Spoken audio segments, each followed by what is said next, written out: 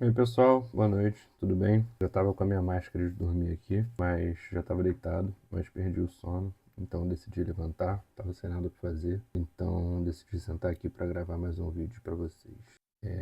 Tava pensando aqui, e é muito perigoso a gente não entrar nesse território do saudosismo exagerado, né? Que é muito bem explorado naquele filme Meia-Noite em Paris, do Woody Allen.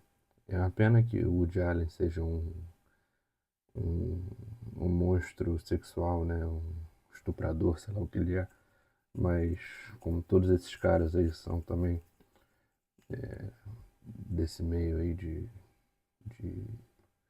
de Hollywood, lá da galera do Jeffrey Epstein, né? Nesse filme especificamente é muito bem abordado. Além de ser um filme brilhante no sentido de ser muito legal ver a interação deles com os artistas do passado, mas é muito interessante o fato de que o filme aborda a questão de que nós nunca estamos satisfeitos com a nossa realidade. Para quem não viu, acho que é um pequeno spoiler aí, mas também o filme já tem, sei lá, mais de 10 anos. Porra, quem não viu, então tá errado, com todo respeito, já deveria ter visto. São dois filmes que eu acho muito bons, então aqui são duas comédias românticas que eu gosto bastante, estão fazendo esse adendo, que são Meia-Noite em Paris e Questão de Tempo. Questão de Tempo com do Raul Gleason e Rachel McAdams. Eu confundo a Rachel McAdams com aquela outra atriz, mas eu acho que é a Rachel McAdams. E questão de tempo, ele consegue voltar no tempo. Voltar no tempo, é um poder da família dele e tal. Mas é tão bem escrito que parece que o filme é até de, como é que se diz? Não ficção, não ficção, assim, parece que é de realidade, sabe?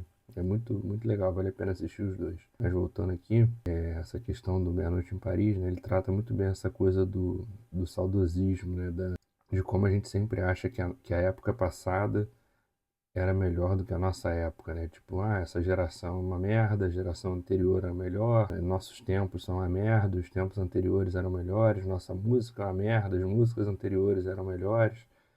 E embora, infelizmente, eu até caio nessa categoria aí fazendo meia-culpa, tipo, eu não gosto muito das músicas atuais, eu prefiro as músicas antigas, mas isso aí é só mais um adendo. Porque qual ponto que eu quero chegar? É, a gente nunca está satisfeito com a nossa realidade, a gente vai sempre achar que a realidade do outro é melhor que a nossa, que a realidade do futuro é melhor do que a nossa do presente, ou que a realidade do passado é melhor que a nossa do presente. E aí o Meia-Noite em Paris explora justamente a realidade do passado, né?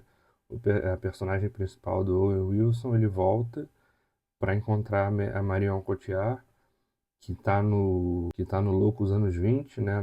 Naquela semana, eu lembro da Semana de Arte Moderna de 1920 do Brasil, mas não tem nada a ver, que são os loucos anos 20 da Europa, ali pós Primeira Guerra Mundial, porque a Belle Époque europeia vai de 1871 até o início da Primeira Guerra Mundial. Mas aí, após o fim da Primeira Guerra Mundial, começam os loucos anos 20, né? Que é justamente o Pablo Picasso, o Hemingway, o Salvador Dalí, que são uma nova safra de artistas e pensadores e filósofos, diferentes, obviamente, do século XIX, mas que também, obviamente, são muito importantes. E o Owen Wilson, que era a personagem do Owen Wilson, ele era escritor no livro e ele estava com um bloqueio criativo.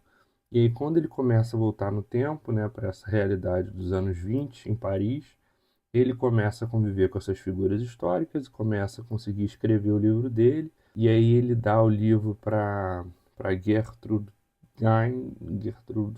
Gaines, que era uma amiga pessoal do Hemingway, que revisava os livros dele. E aí revisou o livro da personagem do Owen Wilson. E isso foi interessantíssimo. Só que aí tem o desenrolar da história. E aí acontece que a Marion Cotillard volta para Belle Époque e ela fala, tipo, aqui é o verdadeiro epicentro da cultura francesa, Belle Époque é a parte mais importante da cultura francesa, não sei o quê.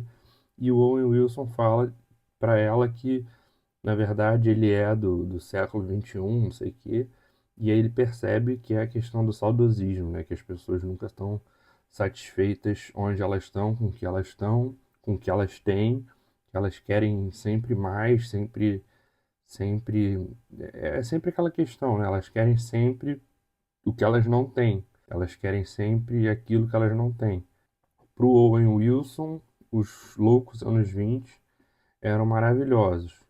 Para Marion Cotillard, que habitava os loucos anos 20, a Belle Époque, de 1871 até 1914, era maravilhosa, porque ela poderia interagir com outras figuras históricas que não estavam presentes nos loucos anos 20 de Paris, né? Lembrando que Paris ali durante muitos séculos, desde a queda do Império, quase que eu falo o Império Holandês, mas o Império Holandês foi no século XVII, mas Paris durante muito tempo ali foi o grande epicentro da cultura global. Então, todos os grandes pensadores e artistas do mundo inteiro estavam presentes nos cafés de Paris. Tanto que até hoje você vai a Paris, você tem lá, tipo, nos sites de turismo e tal, o café de Le Damagote, que fala, tipo, aqui era frequentado pelos escritores Sartre, sei lá quem, o Maxim, que era frequentado pelo Freud, não sei o que, não sei o que, sabe? Então era o epicentro da cultura global naquela época, realmente. E global pode até ser uma forçação de barra, mas era o epicentro da cultura europeia, sem menor sombra de dúvidas. Mas o meu ponto aqui é que é sempre essa questão de não estarmos satisfeitos com o nosso presente e a gente quer sempre algo que a gente não tem, né? Seja o futuro, seja no caso do filme, né? Que é por isso que é filme, que é impossível na realidade da vida, na vida real, que é o passado, poder de voltar ao passado, e o mais comum na vida real, que é a vida dos outros, né? Tipo, a gente está sempre ansiando pelo futuro, porque o futuro vai ser melhor, isso na vida real, né? Sem entrar no contexto sem entrar no mérito do filme. A gente está sempre ansiando pelo futuro, porque o futuro vai ser melhor, ou a gente está ansiando pela vida dos nossos vizinhos, porque a vida dos nossos vizinhos aparenta ser melhor. A grama do vizinho é sempre mais verde, ou aparenta ser mais verde. Esse que é o grande pulo do gato, porque ela aparenta ser mais verde, mas não necessariamente é. Esse é o grande diferencial.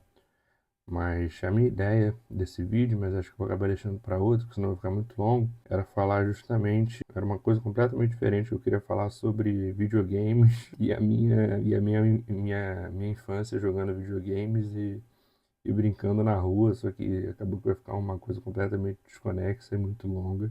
Então, por enquanto, deixa só isso mesmo. E no próximo vídeo eu falo sobre isso. Ou em algum outro momento, porque eu não sei qual vai ser a ordem de postagem. Mas é isso, pessoal. Valeu. Obrigado, espero que vocês tenham gostado da reflexão.